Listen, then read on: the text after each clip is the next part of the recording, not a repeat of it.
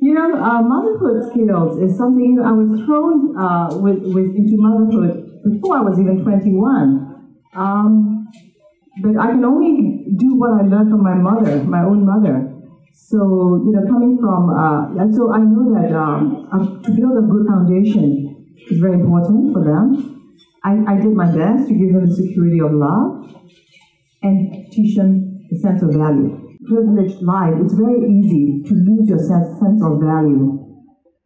And that was my biggest concern with my children, and I'm sure Taigong will have that same issue with his own child, we have, if you have driver sitting around at home, do you ask your son to go and take the minibus? So there are issues, little questions like that, which gives a sense of value to your kid, and so it worried me a lot because they were the first grandsons of both sides of the families, and all the grandparents love them, give them very fat lycee at New Year, and and how do you have to teach them how do you manage your money, and how do you tell them actually that's a lot of money, and so that was the biggest concern for me as a young mother. And for them to have a normal life, for me, I took the easy way out and sent them to overseas for studies where they are not as pampered. So I like this little quote that I found online. It says, "Don't handicap your children by making their lives easy." I think as parents, we have such precious children. We only have maybe perhaps one or two. We don't have 5 or 6 like the old days, right? So everyone is so precious, and we always make lives very easy for them. And that, in turn, could have a very negative outcome on their sense of value. So I think as parents, as young parents for you, I think I would say be mindful of that. So there are few, like my teachings to different kids. I have 3 kids, and when I had him, I thought I already knew how to be a mother. But then when I had the second one, he was very different, with different characters. So I realized I have to teach differently. Like, for example, Taigong was very outgoing, and I told him, you've got to be cautious at doing things. And Taigong was very shy, and I would say, no, you've got to be bold at doing things, So I was teaching opposite ends of the stick, But of course, I'm sure, I hope that, I'm not sure, but I hope that we are more balanced as young adults now. So you don't have a formula. You really have to custom make for each child that you have, And the second point is that you need to exercise hard and soft power.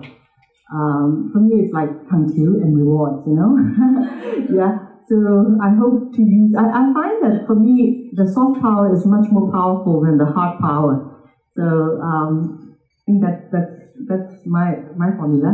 And then, of course, I also see importance in nurturing confidence, nurturing self-esteem, so that they don't grow up with too many hang-ups in life. I think that's very important. And also, when you have 2 or more, as young parents, discourage sibling rivalry, and you encourage mutual care. I think that the love and the compassion within the family you have to create that before you can extend that outside the family. And then you have to know when to let go. You have to know when they become, I've given them the best education, they are their own person, they have to make decisions to lead their own life, and you cannot be nagging them or, overruling their decisions. So you have to know when to let go as a parent. So I realized that the mental development is equally important as the physical growth. So I think the physical growth, you feed them well, let them do exercise, but I think the mental development is where I would put probably 70% or 60-70% of my time thinking about, how to handle this better for my children. So try to give your children a happy childhood. But not spoil it. Okay. A lot of times make the mistake of looking for the most famous school or the best schools, in the city. Then you should look for schools that suit your child's ability. For example, if your child is in the 2nd tier, but at the top end of the 2nd tier school, he's far happier than to be at the bottom end of the first school. Okay, so I think parents probably take great pride and say, yeah, my kid comes from St. Paul's Co-ed or from here, from there, But if your child is at the bottom end of the class, children always compare with each other, and he will feel or she will feel stupid with his peers, and then he will grow life feeling very inferior. So if you can imagine when the child becomes young adult and enters society, enter workforce, he will feel inferior as well. And that's not good for your career building. So I think for parents, when you seek schools, you really have to consider, the ability and the happiness of the child as well to match the school suitable for him. Yeah, I think that's very important. It's all relative. The competition is for life. It starts at pregnancy. You have to go and compete for a hospital bed, right? And you have to compete for nurseries, kindergartens, spaces. You compete for extracurricular courses, all your ballet or football lesson or whatever extra. So it doesn't stop. It goes on every summer holiday, and then goes on to university. Then you compete for internship, for summer jobs, and then you compete for your first jobs. So competition doesn't stop. So that you don't have to moan about there's tough competition, because that's life. Yeah.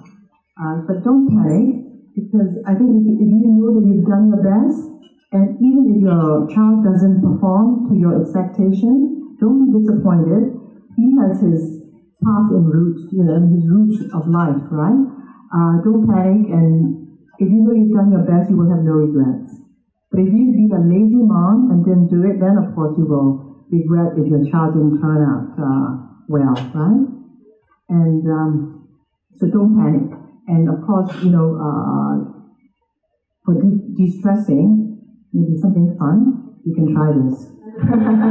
Yeah, just keep calm, yeah, okay.